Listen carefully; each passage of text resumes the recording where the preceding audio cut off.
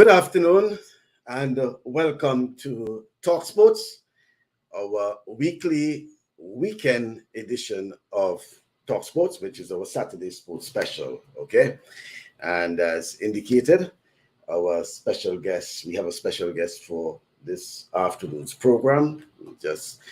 No doubt, very much so, on time, and we want to thank all those who have link up with us.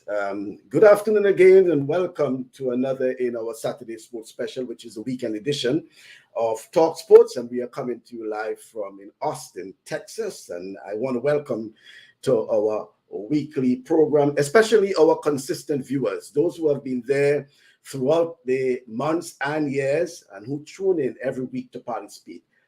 Our guest this afternoon is the Prime Minister of Grenada, Honorable Dickon Mitchell. It will be his first exclusive interview on sports. Yeah, just sports. We had hosted, as you know, we have hosted current and former sports ministers and other administrators throughout the region. But for the very first time, a Prime Minister, and happened to be the Grenadian leader. So we are excited to have the Prime Minister for the next hour. And let me welcome Prime Minister Dickon Mitchell, Honorable Dickon Mitchell. Good afternoon to you, Prime Minister. Good afternoon, Michael. Good afternoon. How are you doing? I'm fine. And also with me is my tag team in Toronto. Let me say good afternoon. Rudian, are you hearing me? Yeah, Rudian, I think, is a bit more. Yes, I'm hearing you. Good afternoon. Yeah. To my Prime Minister, it's a pleasure to have you on. But Michael, I can hear you very low. I don't know if there's a reason, something wrong with your mic. But I think the Prime Minister is hearing me loud and clear, it appears. So it might be you. But we'll sort that out in a moment, Rudian. But Prime Minister, I want to welcome you to the program. And it's nice having you. As I indicated, it's the first time we have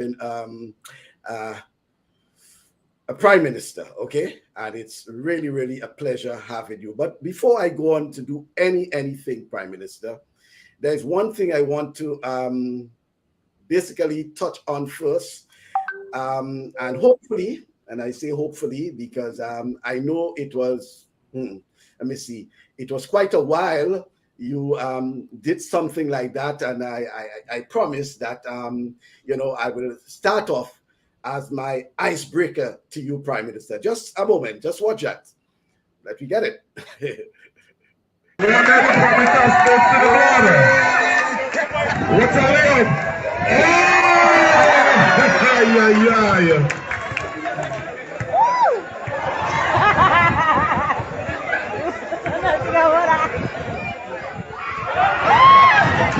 You miss everything.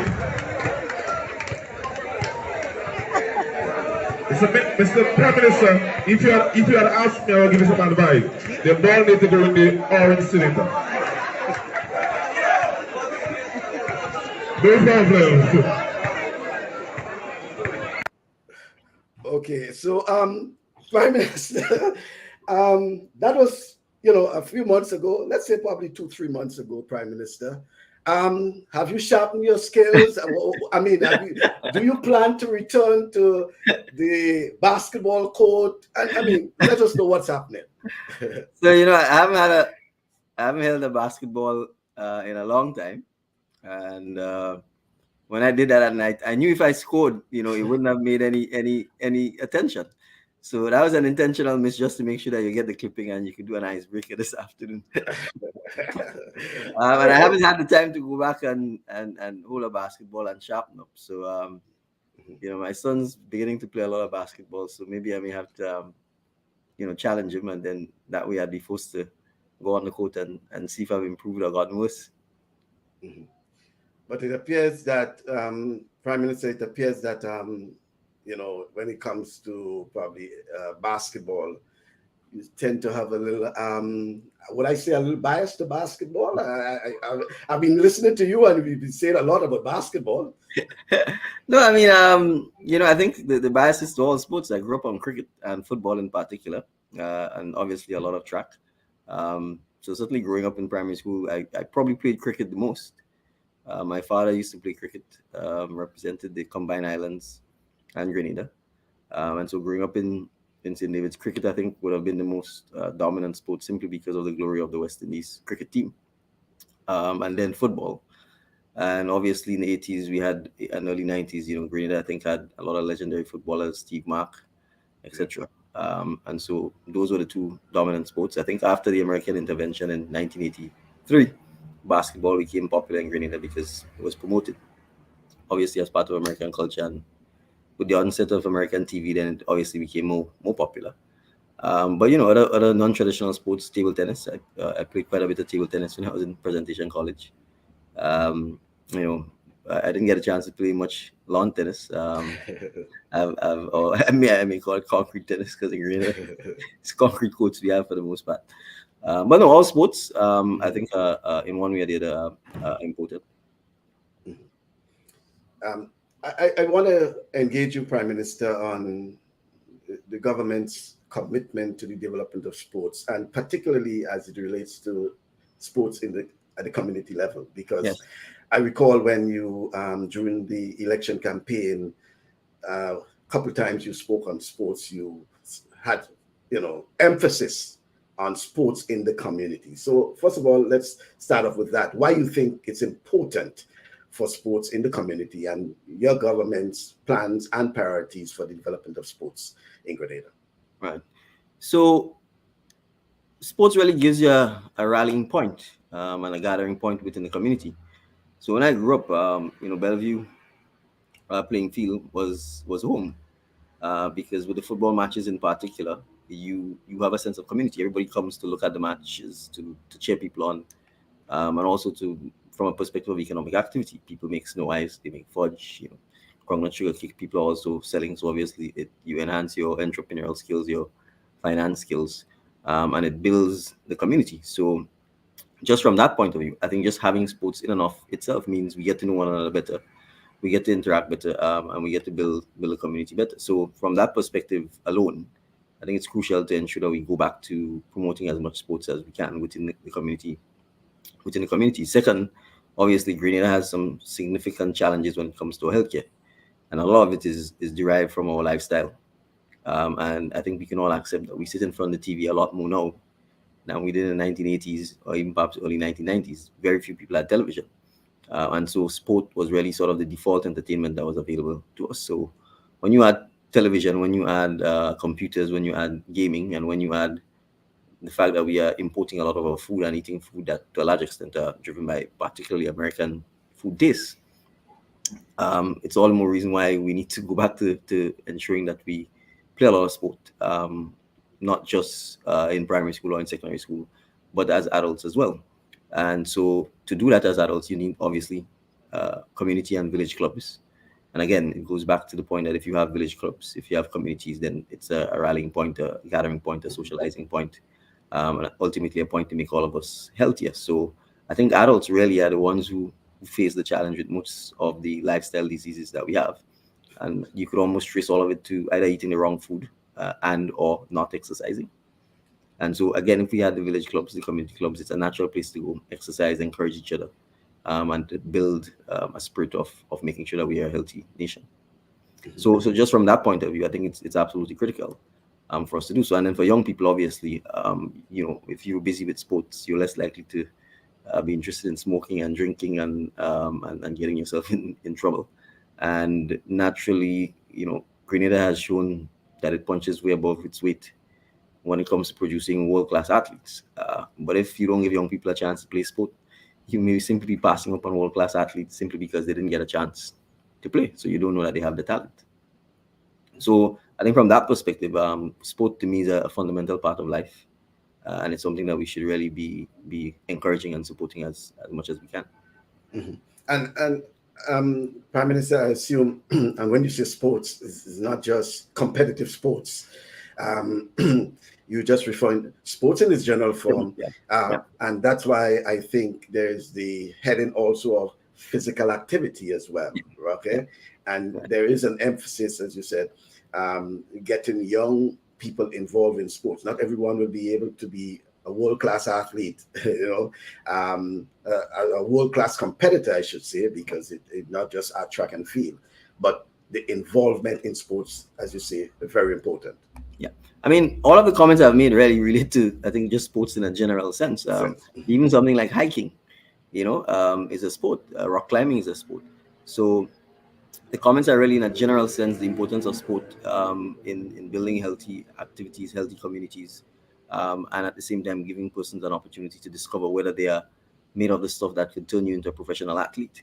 So even before we get to, in a sense, trying to produce professional athletes or professionalize our sport, we must first be playing it.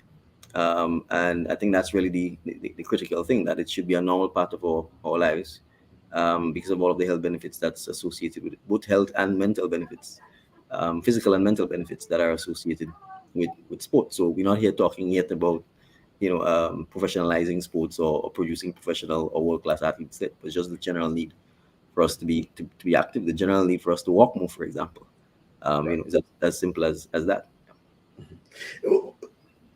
Just after the ceremonial opening of Parliament, Prime Minister, you spoke about sports tourism, sports marketing, those areas, very critical. How important you see these areas in terms of the social fabric as well as the economic aspect for small islands like Grenada? Right. So I think if we take the economic aspects, I mean, it is very expensive to build sporting infrastructure of an international magnitude. So when we take our two stadia, for instance, the football and cricket stadia, these two structures cost easily over $100 million. So if you spend $100 million to produce that infrastructure, the question is, what do you do with it? And it seems natural to me, given the limited size of Grenada, that to fully utilize such infrastructure, you need to have a plan and programs in place that allows you to attract persons from outside of Grenada to come to Grenada to utilize the stadiums. So I think from that perspective, we have to recognize that we can't just build sport infrastructure, and we can't just focus on saying, okay, let's have better facilities for our own athletes, because we have to pay for these things. And so we have to find ways, creative and innovative ways, in which we can generate revenue or use it as a base to attract activities surrounding it that will allow us to generate revenue. And so to that extent, for instance, we have to be able to find ways to marry our tourism product, or hotels or beaches, with the infrastructure that we're putting in sport, as well as with the international attention that we've gotten by having produced, been fortunate enough to produce perhaps the highest medal count per capita in the world, when you look at the Olympics and some of the positions we get at World Championships. So to me, if you have the brand name recognition of Kirani, James, Anderson, Peters, if you're a very small island and you have pretty expensive infrastructure, and GDP is a significant, tourism is a significant part of your GDP, to me, all of those things naturally align.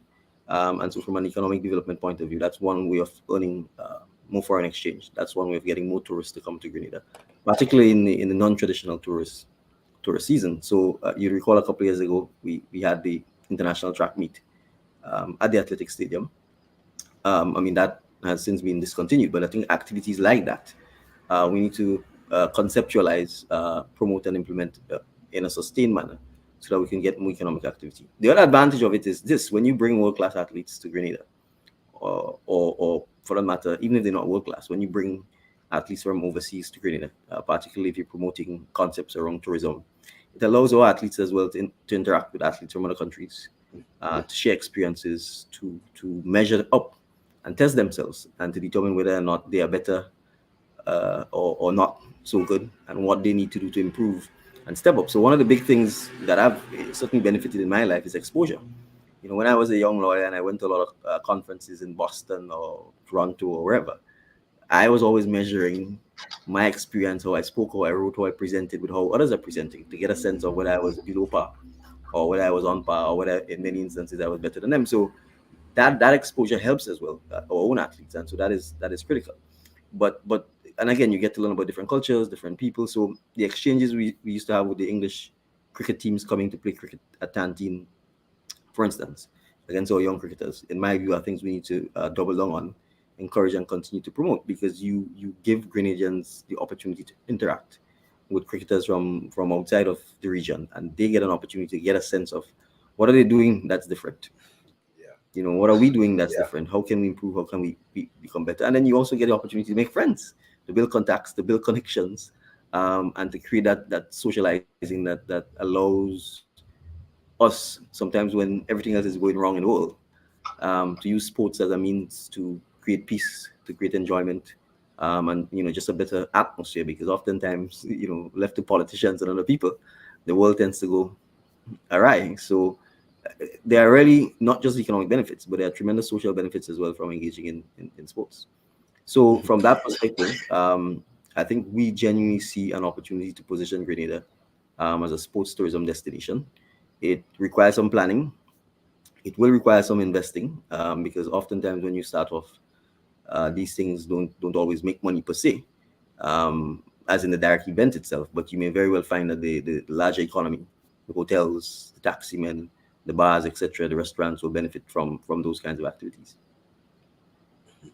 Yeah. Thank you. But folks, I know you say good afternoon to the Prime Minister, blah, blah, blah. If you have the time and you want just some questions into the Prime Minister, please, I'll just read it to him. You will see it as well. Rudian, I'll come to you momentarily. We're trying to get as much as possible in because we're getting some valuable time for the Prime Minister. By the way, Prime Minister, happy belated birthday to you. I know, last week we should have you here, but it was suggested that we can't disrupt the Prime Minister on his birthday, So I hope you had real fun on your birthday.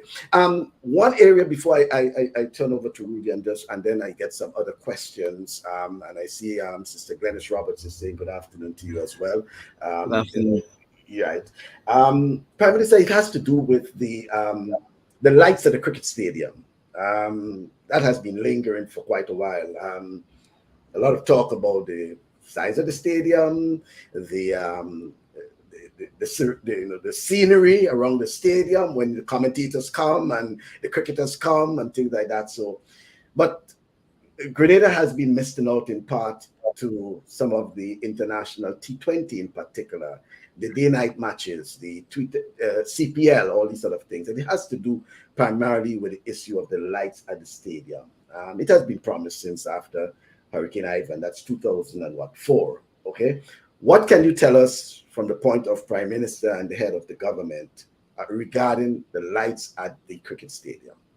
Well, all I can say is under our administration, we will put in the lights at the stadium. I think, like almost every other Grenadian, it's a little bewildering that we are lighting all of the smaller playing fields, and we are not lighting the national stadium, particularly cricket stadium. So we intend to do so. As we speak, we've also signed a contract with the Chinese government to, in fact, refurbish the cricket stadium. We expect work will begin by January or February of this year. It's carded to last about 18 months. So we recognize the stadium needs some upgrading and enhancing. And so that also is part of what we will ensure happens. As you're aware, the St. John's River project is also ongoing, and that has impacted on the amenities at the cricket stadium in particular. We believe there's another 10 months left on that contract. So hopefully by next year of this time, all of that road construction would be completed. We'd be well on the way in terms of the renovation of the stadium itself. And certainly we will be pushing as much as we can to try and have the stadium lit within the calendar year of 2023. Okay. And folks, if you have any questions, your question should be a sort of brief so I can get it in so the Prime Minister can answer it and we can get as much as possible. Spicy, Honorable PM Dickon Mitchell, congratulations on the awesome job that you and your team are doing. Rudian, let's rejoin Rudian over in Toronto. Rudian, once again, yes, good afternoon. Yes. Mr. Prime Minister, it's good to see you. A few questions I have. A lot of things that you just mentioned, it's such plans and such a lot of things that we and myself and Michael spoke about over the past months. What is your role in terms of seeing those things move forward? All right. So, I mean, some of what we want to do obviously involves not just the government, but private sector. So I think from a government perspective, the key thing is either putting the policies in place or the infrastructure in place to allow the private sector to be able to pursue some of the issues we've talked about. So, for instance, if you don't have lights at the cricket stadium, then naturally no one will be able to play any sport at night. So for us, it's crucial from our perspective to do the things that we are required to do. For example, provide infrastructure by having the night lights. That would then allow the private sector, the sporting clubs, and so on to be able to utilize the cricket stadium and to have games at night. Um, Part of it may be government, but part also would be the private sector. So, for instance, if you want to get a CPL team into Grenada, it would require a public-private partnership. That is something we are keen to pursue. And again, it will require an agreement between the government and one of the teams to allow them to locate here. When we talk about things like sports tourism, we would certainly expect that many of the associations like GFA, the Cricket Association, and all of the other sporting organizations, which obviously are not in any way influenced by the government, we would certainly want to be able to partner to them to be able to come up with concepts that would allow for the sports tourism to be pursued. Naturally, that would also involve things like airlines, uh, other sporting clubs outside of Grenada, the hotel association, etc. So we see our key role in supporting having policy that supports people who want to be enterprising and who want to engage in sports tourism, and also providing some of the infrastructure that is required to allow that to happen. All right. Good. All right. Yeah, Rudy, and I know you will have some more, but let me get some Yeah. from our Chenny Joseph. Chenny, good afternoon to you. And Chenny is former president of the Grenada Football Association. Related to our Prime Minister and best wishes for the future. Good seeing you virtually and hoping that the transformation in sports will yield positive returns. I am making a pitch to the PM for seating to be provided for Lassager's playing field for at least 1,200 spectators. Is this part of your first term in office, Prime Minister? All right. Well, certainly we want to upgrade as much of the sporting facilities as we can. And from where I sit, there's an obvious biasness to Lassa just being the MP for St. David. And as a young boy, obviously, Lassa just playing field would have been one of the areas that we spent a lot of time on. I think the critical thing now that it has lights as well, there's even greater opportunity to maximize and enhance the facilities and the amenities at Lassa, just not just seating, but we also think it's the ideal place for a gym. Even if it's not indoor but an outdoor gym, so that as well as a community park, so that members of the community can have, particularly younger kids, can have access to things like a park. So that's part of it. Obviously, funding is always a challenge for many of these things. We are doing as much as we can in terms of identifying grant funding, because we do recognize that there are challenges to government's fiscal ability to deliver on everything we want. But I'd certainly be able to say that that is something that we would be eager to achieve within the first term. I don't know. I hope it's not a mistake I made for asking for questions, because it's overwhelming now. But nevertheless, that's the norm of the Prime Minister. He's engaging, and I think that is something the Prime Minister did as a change in the politics in Grenada. And it's the culture now that has changed in terms of engaging people. And I think it's working, because that is what he did during the campaign. It was the first time in campaigns in the region, I think. I saw a report somewhere where the political leader was, more engaging than these political rallies and things like that. So Prime Minister, more questions to you. Sonia Johnson. Good afternoon to Mr. PM and you, Mr. Bascom. Question: education is key for coaches and PE teachers. How does your administration plan to address this issue at all levels?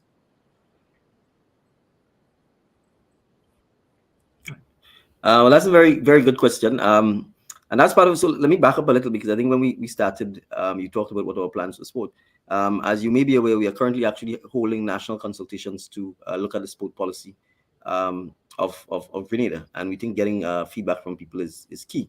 So one of the things we actually need to do is to recognize that sport is a body of knowledge, just like any other academic field, and that you actually have to study that body of knowledge. You have to be accredited, and then you have to be given the opportunity to use the knowledge that you've acquired and deploy that back into into our communities. So one of the things we're looking at from an education perspective, and that's one of the things we are hoping to undertake this year, is to have a complete review of our curricula in education.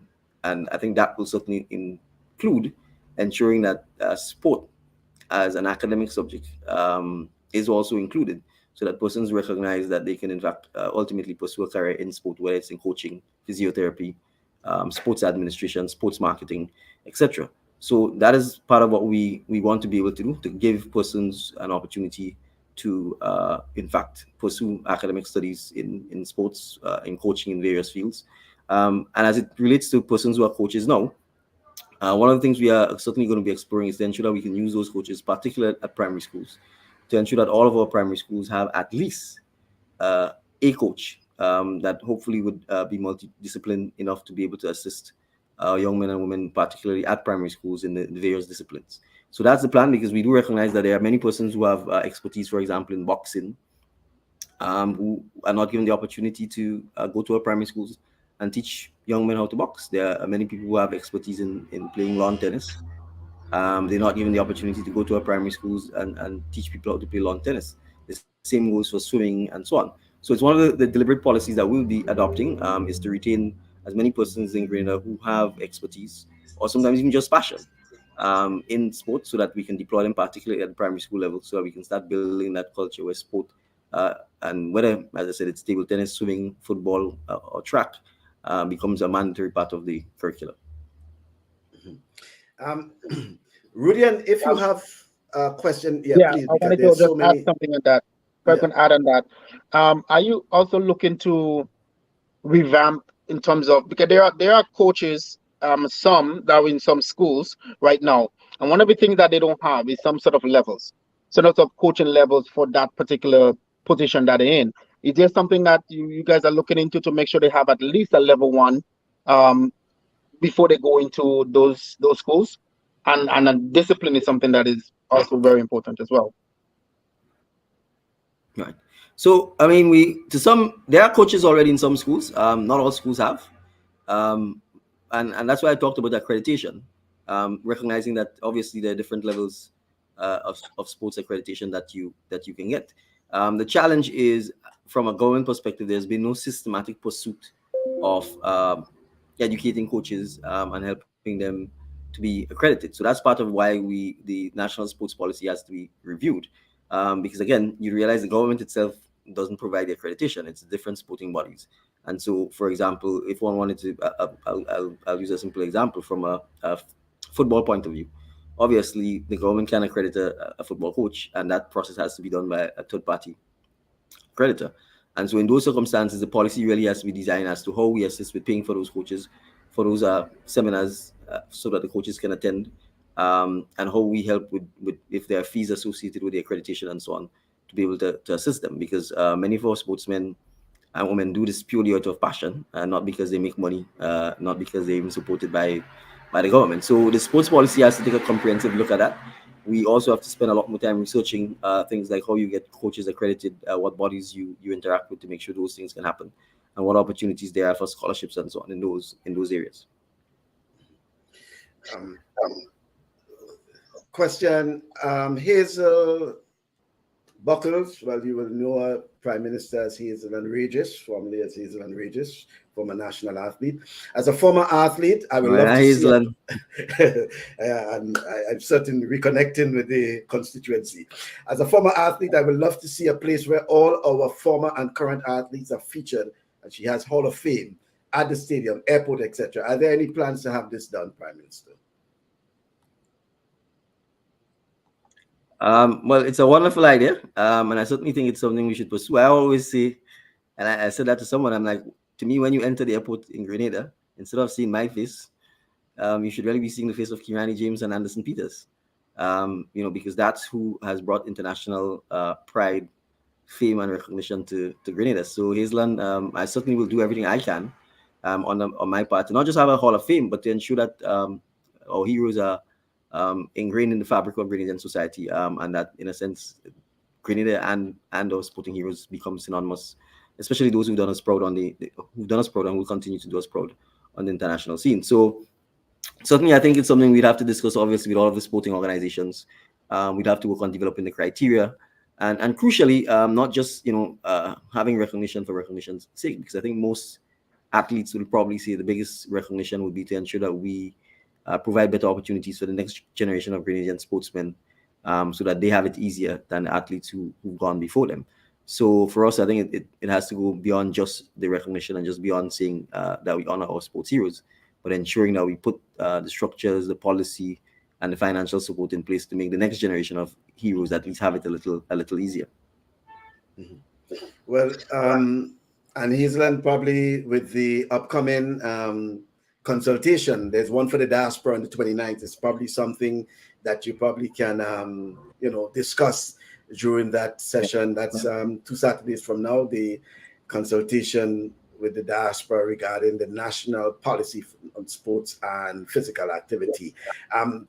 Let me just put some more comments here and then questions. Theo Duncan is saying, Mr. PM, would it be possible, please, to honor Mr. Bascom in sports? I would love to see this happen. He's well deserved that. Thank you very much, Theo, but just doing it for what it's worth. Edwin Sam, very good point. Encouraging and supporting is fundamental in getting young people to use their basic athletic talents. It is much easier to turn on the TV to play games rather than getting outside to participate in physical activities. Good afternoon to you, Edwin Sam, New Jersey. Glennis Roberts, PM, once the repairs are done at the stadium, we need to engage businesses to maintain certain areas. Also, it may be prudent to create a body to maintain the public spaces. Lincoln Toro Depredine in Toronto, Canada. Is the Prime Minister still committed to the promise to pay all sportsmen and women that represent Grenada? How will that work, and will it include payment to professionals like Kirani James and Anderson Peters? Prime Minister? Yes, we're still very much committed. In fact, I have, when I was putting on my glasses, I was reading over our commitments, transformation agenda to sports. So we're still very much committed to that. And that's why we're having the consultations on the national sports policy. I can certainly say, for instance, we certainly intend to use the funds from the National Lottery Authority as one of the potential pools to do so. And obviously we need to make sure that we do so in a sustainable manner, because you don't want to start such a policy and then not be able to continue with it. The specific question in relation to our international athletes like Kirani and Anderson is something we will have to discuss. I mean, if an athlete becomes a complete professional and doesn't need financial assistance, then certainly one may say it's not necessary, and you want to spend the funds on those who are not in a position where they actually have it. But I am aware that many of our athletes, even when competing on the national stage, still need significant support, because it's not just having a javelin, it's obviously having a nutritionist, having a physiotherapist, etc. So I certainly think the commitment to assist and to pay financially goes all the way up to the top. So I don't see us automatically limiting it or excluding our international stars unless they tell us otherwise. So as part of the sports consultation, we certainly will be looking at that. Obviously, from a financial point of view, we have to be able to budget properly, and then to be able to identify the source of finance that we would use to do this. It also would require significant engagement with the sporting associations, GFA, Cricket Association, etc., so that we can get a clear sense of what is the likely activities, events persons are likely to engage in any given year, to identify Grenadians who may be turning professionals, whether it's in soccer or in track or so on, so we can engage with them and track them. And part of the challenge we have in Grenada is the fact that we don't keep data and we don't make it widely available. So, for instance, I'm sure there are Grenadian footballers who sometimes try out for semi-professional and professional leagues. If we don't have the communication channels open, and if we are not aware of that as a government, for instance, you may find that there are young persons going off to Europe or maybe going off to North America or even Canada to try it for football teams, and we have no idea. And so we not in a position to help them because we don't know. So that's all part of what we need to work on to ensure that we can honor that commitment. And the consultations, I think, once they're through, it allows us to go back to the drawing board and then to formulate the policy and how we implement it.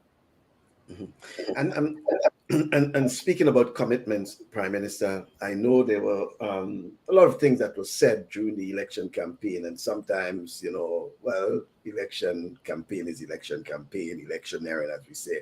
But there's one such that I want to remind you about. I want to bring to your attention. Let's listen. When they are traveling to represent Grenada in international competition, have to go around in different business places and beg to get help with the supplement. That is what the Ministry of Sports should be doing. That is what the National Lotteries Authority was meant for. That is what it should be doing, not giving some politician a check in St. Patrick so that he could spend the money how he wants. And let me make it clear, I have the evidence. I have the evidence that the check was written to him in his personal name. So you're going to ask me what the National Lotteries Authority is doing, writing checks to politicians. But we're going to come to that.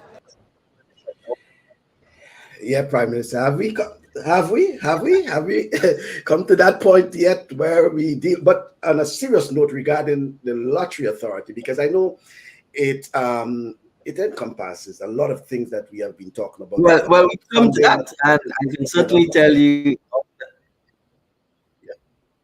No, I was saying I was answering the point that we have come to that, because I can certainly tell you on that NDC administration, no checks will be written from the National Lottery Authority to any politician at all. That is not what the National Lottery Authority was set up for, and certainly we will not tolerate any such practice. So that much I can tell you has stopped. I can't answer whether the check written to that politician has been repaid to the National Lottery Authority as I stand here. But I can certainly tell you no future checks, at least under our administration, would be written to any politician. Right. Rudy, I see you smiling in the background. Rudy. I did, but when I heard your comment, Mr. Prime Minister, I did contact my people in St. Patrick to figure did the money went back or not. So, yeah. All right. And did you get an answer? And I think Rudian, did you get an answer? The Prime Minister No, asked. I did not. I did not get the answer. So I don't know who it is. So it's good I don't know. But you going back to the beginning when you talk about the young kids and what they have is the tablet and the television shows. I mean, when we grew up, there wasn't much television around, but there was more programs. There was more things that we could have done. We could have always gone in the park and play because there was always more programs. It is something that we're trying to bring back. And I believe so because, I'll hear a lot of people speak about the issue today is the kids and the tablet and those, but that's not the issue. I think because there is no programs for them. Okay, if there was stuff for them to do, they'll be out there doing it. It's not all the time the kids want to stay at home. They want to be outside.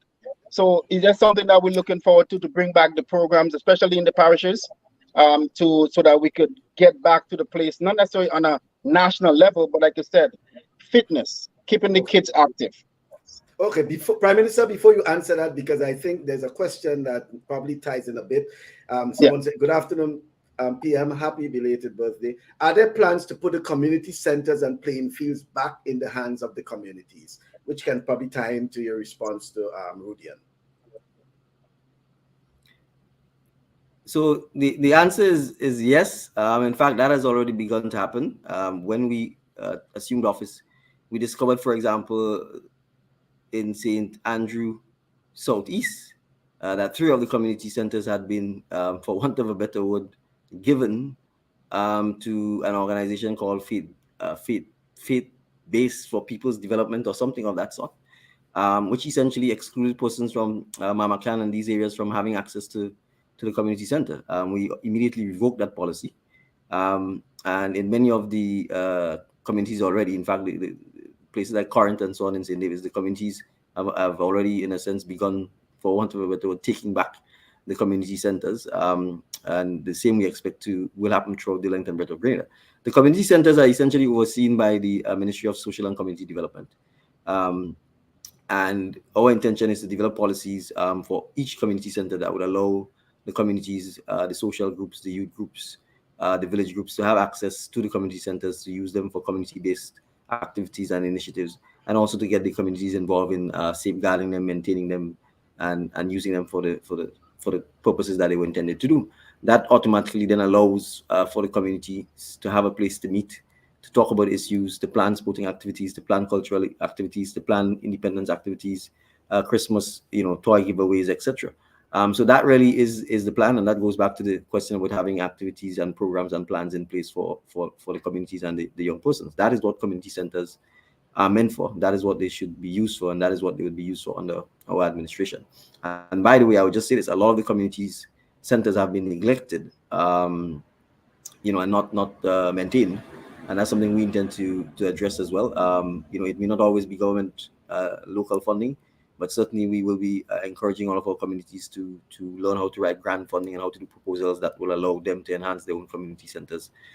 Because regrettably, oftentimes persons who have funds don't want to give them to governments, and understandably so, because of mismanagement or corruption and those sort of things. And they want to give them directly to NGOs or community groups once they can come up with a plan that is fundable. So that is part of what we want to encourage and to help empower the communities. But I agree wholeheartedly. When I grew up, there were 4-H clubs, Girl Guides, Scouts, all of those things. You had the RBCT Young Leaders program, which created a lot of entrepreneurs and forced young persons to be creative and innovative, as well as understand business, financing, and so on. So we need to go back to doing a lot of those things to really ensure that from an early age our young persons are active and that they see sport as a normal part of life. But the adults need to do it with them. You see, the adults can't stay home and send them to the pasture. The adults need the pasture just as much. So the adults need to come and run and play the cricket with them, play the football on the Sundays, go on the beach with them, learn to swim with them, because most adults in Grenada can't swim. Learn to swim with the kids so that you do fun, wholesome family activities together, rather than just showing the example of being on the phone all the time or being on the tablet all the time.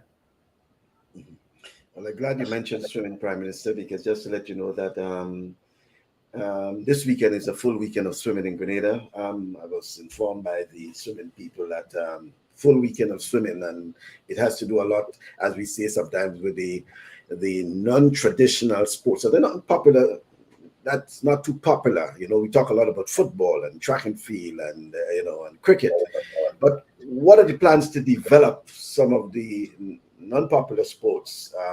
The table tennis, badminton. Well, we see a resurgence of chess, for example, and things like that. And I also heard you speak, Prime Minister, that the plans also, and I your thinking is that thinking outside of the box. What's about rugby, hosting a rugby tournament in Grenada, these sort of things like that. So share with me, some of your plans and some of your ideas. Probably you may have been discussing it with some of the, your ministers, in terms of developing sports, ensuring that there is more community involvement, developing sports at the community level, but not just the popular sports, because not everyone might be interested in a football or netball, but the table tennis, for example, the badminton, the chess, and things like that. So, all right. So, well, let me say this. I think the swimming is happening this weekend because of funding provided by the National Lotteries Authority to GASA, the Grenada Amateur Swimming Association, to assist them with repairing the pool at Good Hope. I was once involved with GASA, and I recognize the tremendous work that GASA has done in producing swimmers for Grenada year in, year out, with very little support from the government. And maintaining a swimming pool is obviously an expensive undertaking. And so I want to highlight swimming in particular, because swimming, I think, more than any other sport, has a natural affinity to the fact that we are a little island where our water space is about 70 to 77 times more the size of the land. And swimming is a skill that could save your life and the lives of others. So it is something I view not just as a sport, but as a skill that one should have for life. When I grew up, I couldn't learn to swim. So I've actually had to, as an adult, take swimming classes. So let me shout out Coach Natalie as one of the coaches who've done yeoman service for Grenada when it comes to swimming and training hundreds and hundreds of swimmers, including her brother, who was regrettably shot by the police and essentially has lost the use of his arm. So I highlight swimming because that's just one of the non-traditional areas of sports where Grenada has done exceedingly well at the OECS and regional level, even though there's been very little support for it, and even though the pool at Good Hope is woefully inadequate for our needs. So when I was involved in GASA, I was part of at least using my legal skills to try and ensure that GASA got land so that we can start looking at building a national swimming complex. And I think that's one of the things as a government we will certainly be championing to see how we can help in ensuring that happens. But the same goes for things like lawn tennis. I've made the point that the tennis courts are all in St. George's. And so if someone from St. Andrew or St. Patrick or St. Mark wants to play tennis, the chances that they'll be able to do so is virtually nil, unless they are going to school in town or unless their parents are prepared to drive them down to Tantine or one of the hotels that have access to a lawn tennis court. So those are some of the things that we are going to be looking to explore to see how we can bring facilities in places like St. Andrew, St. David, St. Patrick, St. Mark to simply have things like a lawn, tennis courts available. And again, we can build multi-purpose facilities because when you build basketball courts and so on, they can be used for tennis. You just need to have the nets and so on available and probably have community centers close by where these the equipment can be stored safely and used and brought back. So that's just another example of what we really want to pursue. Again, you mentioned things like chess and so on. We certainly want to continue encouraging the development of what I would call alternative sports, so that you can have more chess clubs. You can start them at schools and let people know, as I said, that sport is not just the traditional sport that we've done. Things like badminton is something we'd want to be encouraging persons. But even things like hiking, hashing is a big thing in Grenada. But we certainly think hiking is something that we need to double down on and encourage. And there's a tourism aspect of it. There's a heritage, learning your culture aspect of it, the healthy aspect of it. So those are some of the areas that we are looking to explore. From an international perspective, we've had several conversations with GFA and other entities in terms of looking at how we can bring international teams to Grenada, both in terms of football, rugby, etc. Oftentimes these things take quite a lot of negotiating, significant logistical challenges. You have to make sure you have sufficient hotel rooms, flights, etc. But those are some of the ideas we certainly will be keen to pursue and pursue with some vigor, because we recognize that if we're able to do even just one of them successfully, it really does give us the opportunity to place Grenada on the map for sports tourism for future development. And while you're on that, Prime Minister, with the loss of the volcanoes, what plans do we have to see if we can get, well, I know you just mentioned about international teams regarding football, rugby and things, but to get international teams as, and using Grenada as a base, as how we had the volcanoes, for example. So no, we're pursuing some of this. As I said, I can't speak about it publicly until we get a clearer sense of where we are with some of the negotiations. But we're certainly keen to do so. I mean, we obviously have to do so in a manner that is sustainable and creates a win-win situation for both Grenada and some of the entities that we're talking to. But we are certainly committed to that, and simply because we may not agree with one or can't come to terms doesn't mean we will abandon the pursuit of that. So those are things that we definitely will be pursuing quite earnestly. Mm-hmm. Here is there is a question that here it is now. Roger Duncan. Well, Roger, I will say good afternoon from my vantage point to the Prime Minister.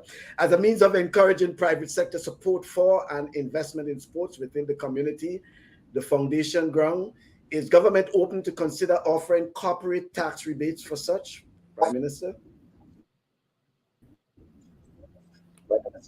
I'm going to read what was in our transformation agenda on that issue.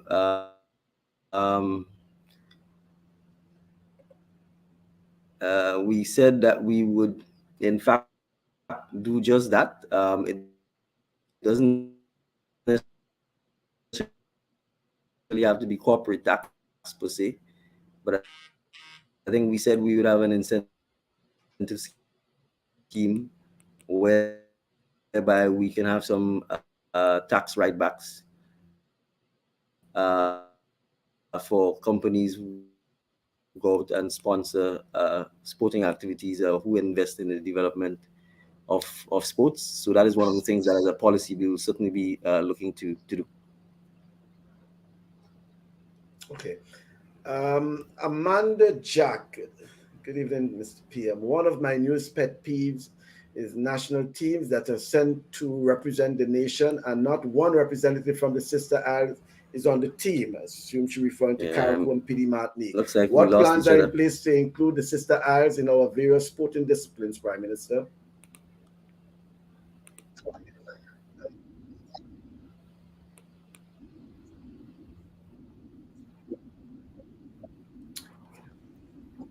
Yeah, Prime Minister, you're back with us?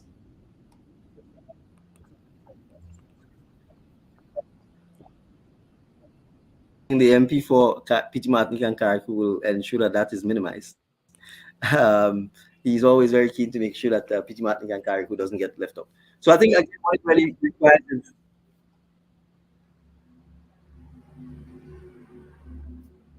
Okay. All right. I'm not sure if you Okay then.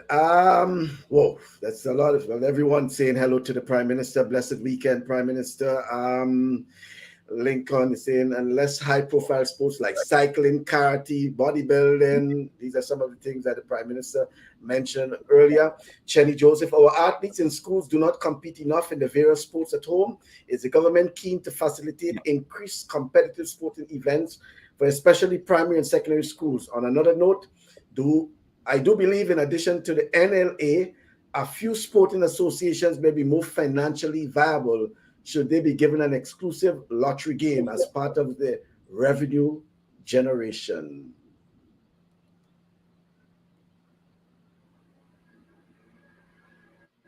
Yeah, Prime Minister. Yeah. I don't know if you saw. I can yeah, I saw the question.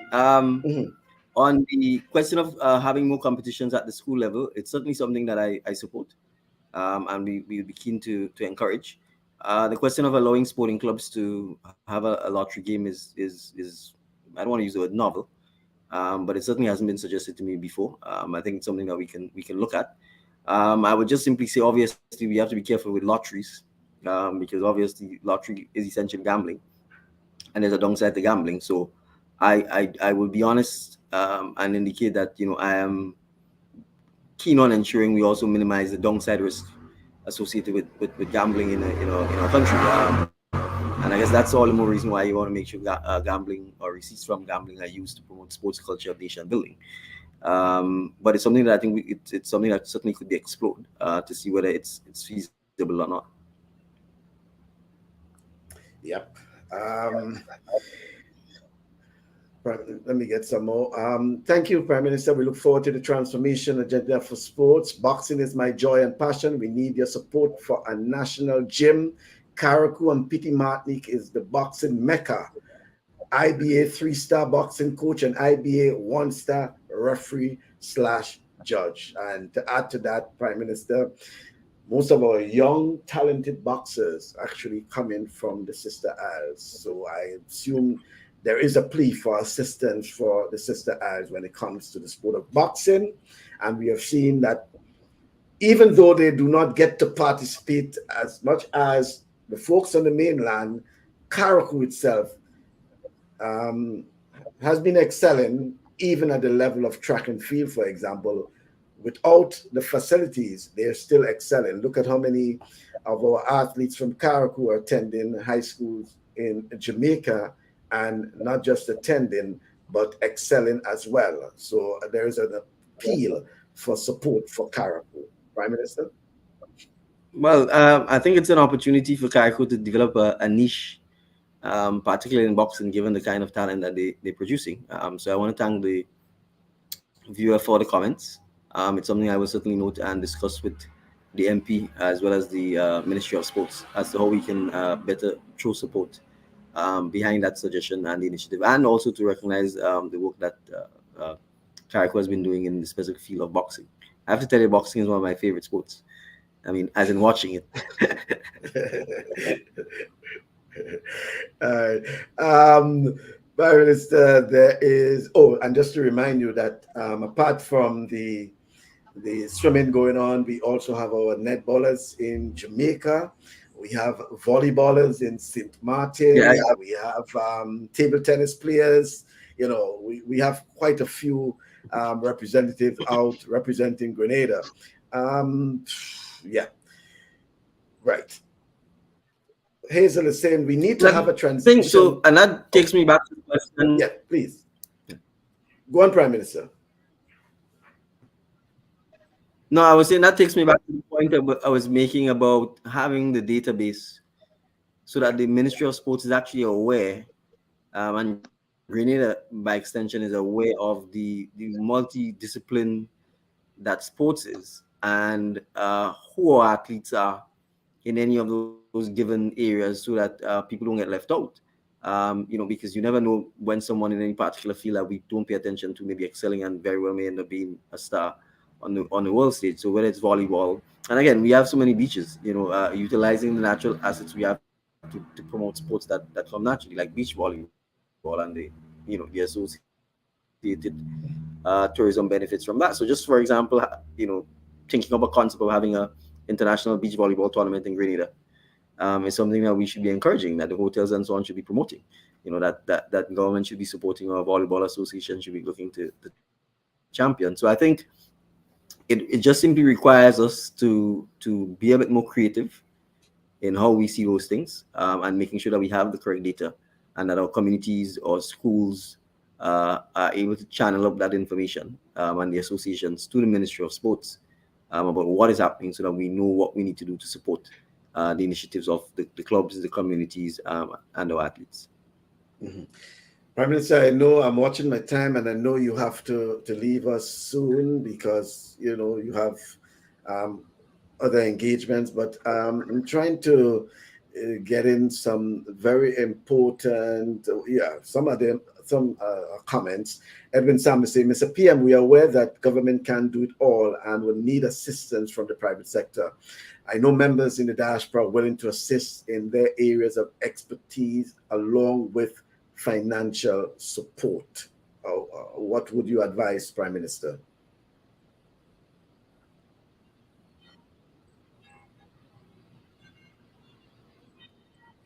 Well, first, let me say thank you for that, and I'm aware of that. I know, in fact, that members of the diaspora help financially in many instances in terms of assisting the clubs or individual associations that are taking place, because we want to get their views, we want to get their feedback. And one of the things we want to be able to do is start centralizing where people can go to get information as well as provide assistance for the development of sports, so that it's not all over the place. And then sometimes either things are sent to Grenada and they never reach the intended recipients, or you don't have thank yous being sent back. But there are areas where I think the diaspora can be very targeted. Sports scholarship, academic support for our sportsmen is critical. There are a lot of Grenadians who are trying to get to university, trying to get to college in the US, in the UK, in Canada. And oftentimes they're doing it on their own or just with the support of their parents, or sometimes the government or the lottery authority or politician. And I think one area that the diaspora can certainly help, once we can put that in place, and once we have the database as to Grenadians who may have that connection or that expertise, is to help our sportsmen identify the right schools that may be good for them based on the discipline that they pursuing, whether it's academic or academic and a particular sporting discipline, and sometimes providing that what I call Grenadian community support, because when you leave Grenada, especially if you're young and you barely traveled, and you get into North America and you face perhaps your first winter, or you have a little homesickness, it would be nice to have Grenadians who can help with providing some emotional support when you're going through those things. So those things matter, and sometimes that could be the make or break in terms of how your career pans out. So I believe I was seeing a question from someone who I think might have been hinting about the need to have a transition period between leaving Grenada and going to pursue the sporting career in the international community. So I think that's one area in which the diaspora might be able to assist as well. Yeah, that's what in fact it came from Hazel in terms of that. Yeah, so you are correct about that. And finally, Prime Minister, on the issue of Sonia Johnson is saying on the issue of anti-doping. From Hazel, right? And I suspect she's speaking from experience. Well, yes, most certainly. Yeah. And Sonia Johnson is saying on the issue of anti-doping, of which she is the chairman of the Grenada NADO, which is the National Anti-Doping Organization. She planned to meet with you as Prime Minister and your sports ministers to share all the aspects that would affect the trial and state of Grenada. Very important indeed, because I think sometimes we get a bit carried away and believe that the whole issue of anti-doping is just for certain people, but there's so much information and so many things that you need to know about. That's very, very critical. Prime Minister, I don't know if you have some final words from us, for us, I should say. Rudian, probably to the Prime Minister, and then the Prime Minister will wrap up, because certainly I has been just have Prime Minister. one question. There's two, but I'm just going to ask one. Just want to know how far is your authority for personnels who in different sporting body who've been there for 30 plus years? Is there a plan for change to see a younger generation fall in place in those? Because and it's the truth. We talk about it a lot. Where nothing is happening. They've been there for a long time and there is no growth. There is no growth. So is there a plan for that? Because I know in administration, you're asking for another revolution, another election. I have to ask, because you do talk about change, and if we want to move forward, we have to move forward with an idea with a younger generation who can adapt with the times that we're in today.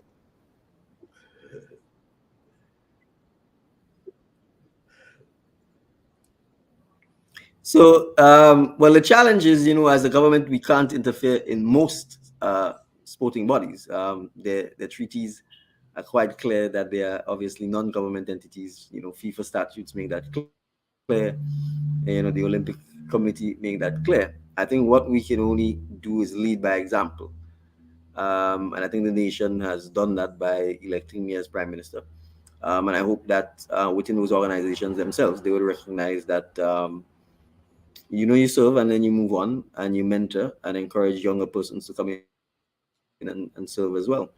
So I certainly expect in the coming months and years ahead that these organizations will become more open, more transparent, more dynamic, and to encourage young persons to come in and make a contribution towards the development of growth,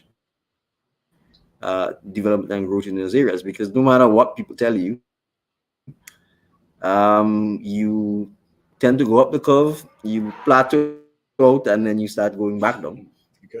And it's important to know when you've plateaued and when to move on, so that the next generation could get an opportunity to serve and to contribute.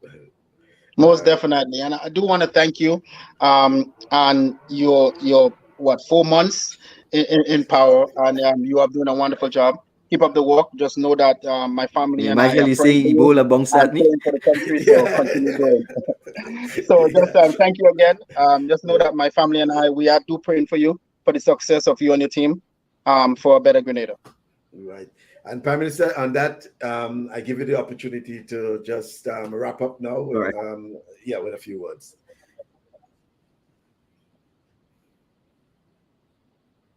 All right.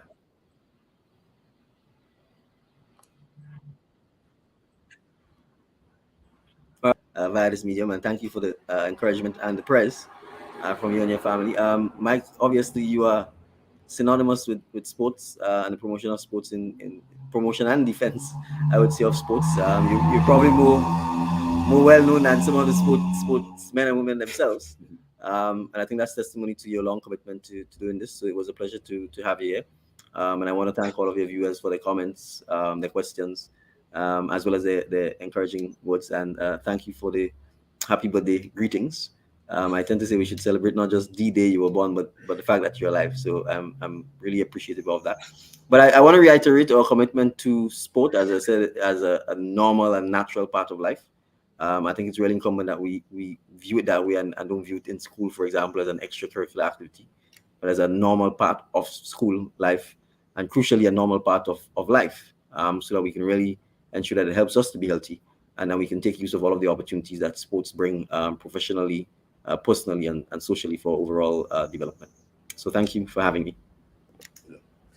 Thank you very much, Prime Minister, and I appreciate and look forward to probably another 5-6 months. We can probably come back and engage again. Thank you very much. Right.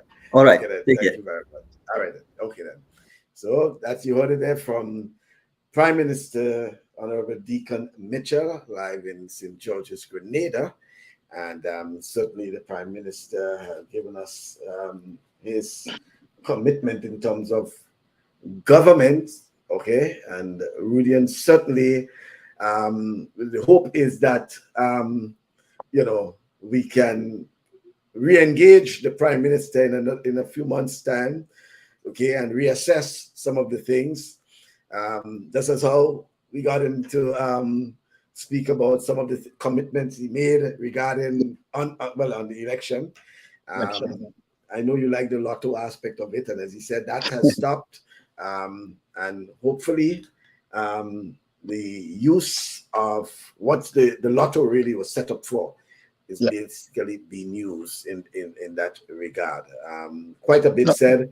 We haven't got all that we wanted answered because I wanted to, and I had some more questions I wanted to engage the Prime Minister, but at the same time, I wanted to get the questions from the viewers and things like that. So, but just to remind you that come the 29th of October, the following Saturday, at I think 3 p.m. sometime in the afternoon, there is a consultation on sports, and I'm certain the minister probably will be involved in it.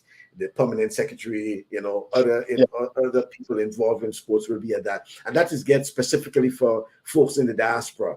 They have now ongoing a series of consultations at the parish level, but there's one for the diaspora, and I'm looking forward to those in the diaspora to participate in this, because this is where you can make your suggestions regarding the national sports policy, what you would like to see in it, how you can develop certain areas of the sports policy.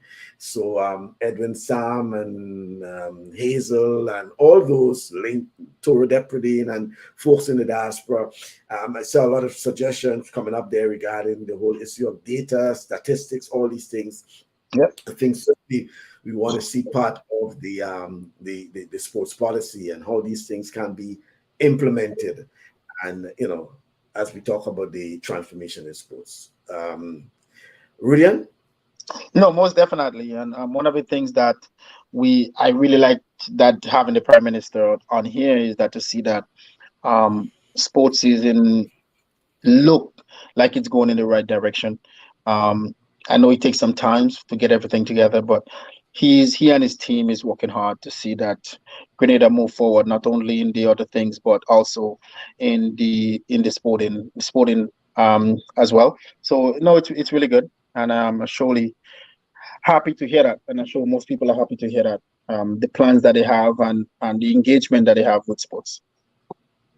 Mm-hmm. Yep.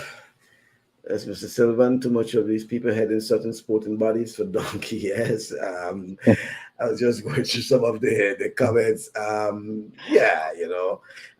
do know that, as the Prime Minister says, government, when it comes to the Olympic Charter. I really asked this.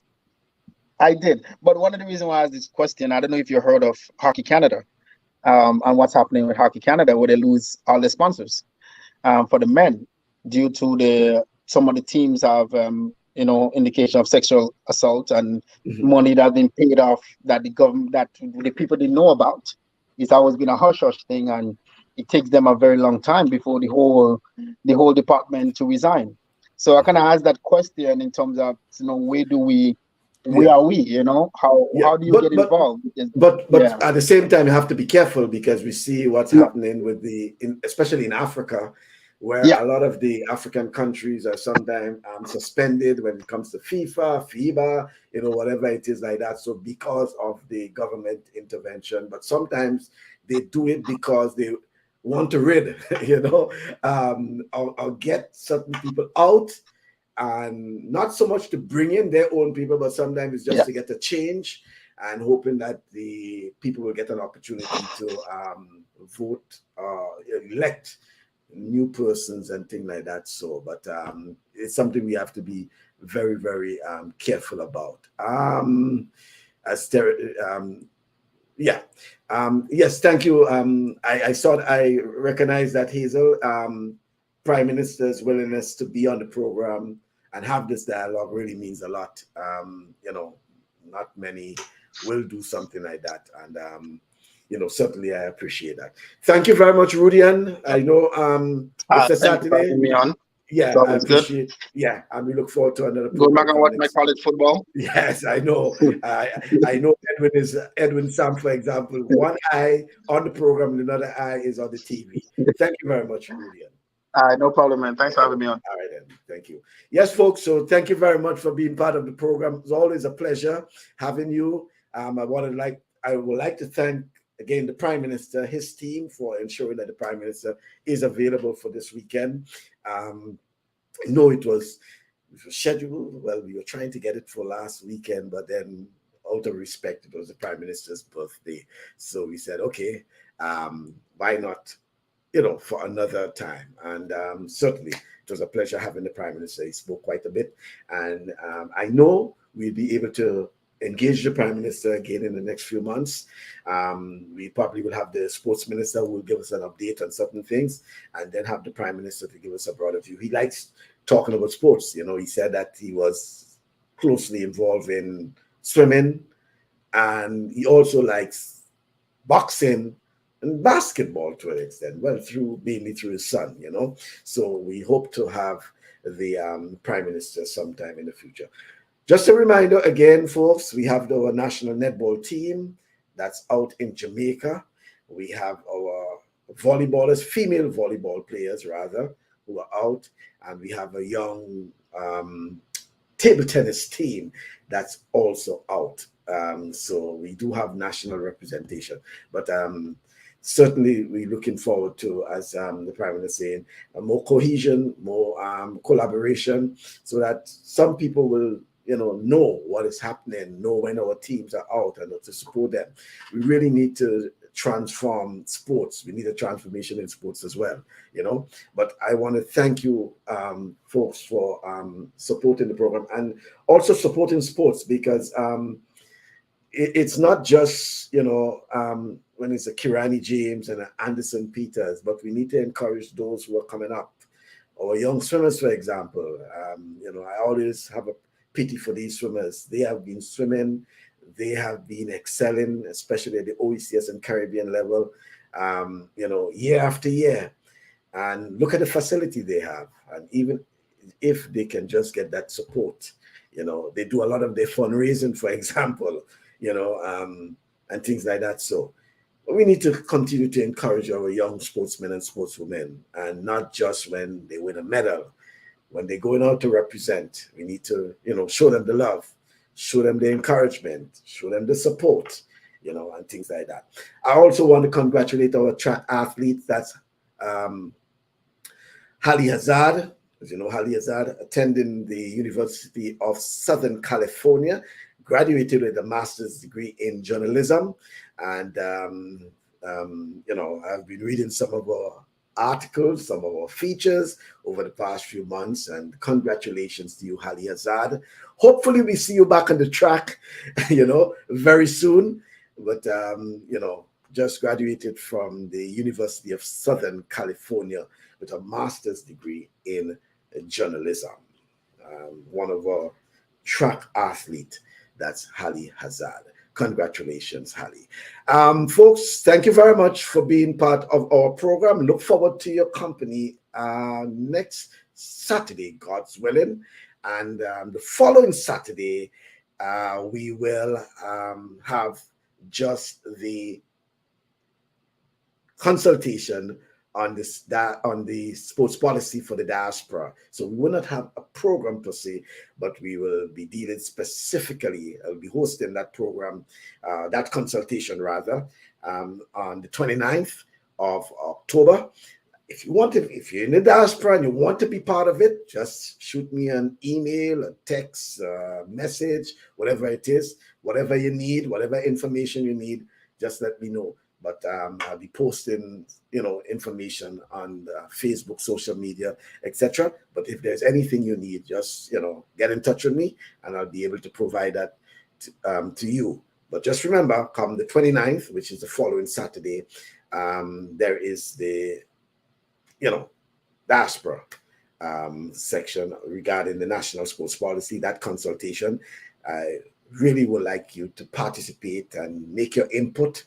And certainly we will be part of the process of transforming sports. Our athletes, former athletes, current athletes, our sports enthusiasts, supporters, whoever want to make a contribution, please do so. Roger, thank you all, new viewers today. Looking forward to see you again, and please promote this program. Thank you very much, Roger. Theo, as usual, I see one of the football stars in my Rep 473 flag. Yeah. Thank you, one and all, and I want you to continue to support our sportsmen and sportswomen, and look forward to your continued support. And through this program, we will always be there for them, giving them the support when necessary. Thank you. Enjoy the weekend.